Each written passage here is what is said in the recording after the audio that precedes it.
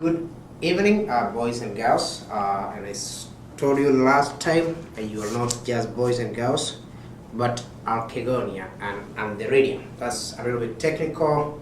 If you want to know what that one means, go find out. I believe in teaching through inquiry so that you create some curiosity towards learning. Last time, I told you that Jikaze Academy is in trouble.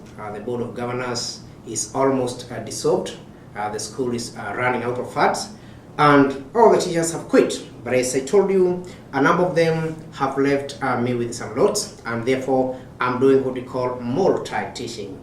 I'll teach each and every subject, but this is the last time I'm doing that. I'm still trying to get in touch with Teachers Service Commission so that they can post some more teachers. Unfortunately, the country is in an economic crisis, and everybody is talking about we don't have money, and this will be done when the economy improves. But life is not waiting for you. I know you'll be sitting for your examination at the end of the year. So today I'll teach poetry, and we'll start with a poem known as Building the Nation by Henry Barlow.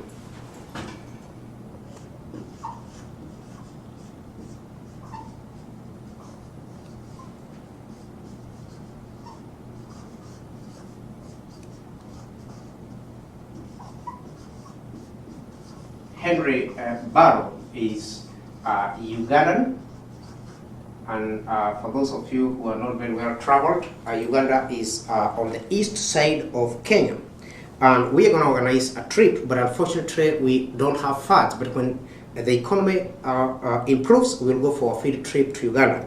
Uganda is a country that was quite in the news throughout the world during the leadership of one dictator by name Idi Amin Dada, who is suspected to have been a Kenyan who relocated to Uganda. So remember last time I was telling you that Uganda was the first country in the world to have what we call organ Olympics. Organ Olympics. In other words, there was a competition.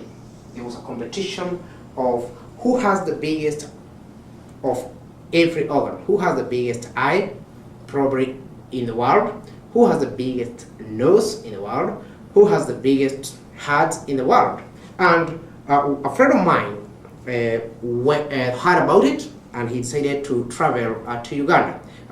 There was a competition of hearts, legs, but this one was very particular. It was who had the longest reproductive organ. And I told you, you are now grown-ups, so you should not be embarrassed when you talk of reproductive organs. And I told you, if you want to be a good scientist, you got to be able to pronounce some words that you cannot pronounce under normal circumstances. The Kikuyu community has a proverb that says kirira no wagadhoni. In other words, if you want to be able to be a good speaker, good advisor, then you got to quit to be shy. Stop being shy. So this man traveled all the way from Nyeri to Eldoret to Uganda to participate in a reproductive organ Olympic competition. And when he got to Entebbe, there was a big field where the competition was going on,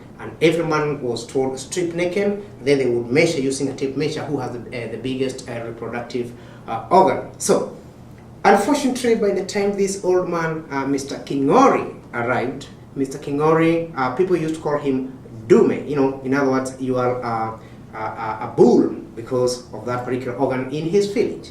When he arrived there, people were just dispersing, and then he said, "Oh my goodness, they have finished."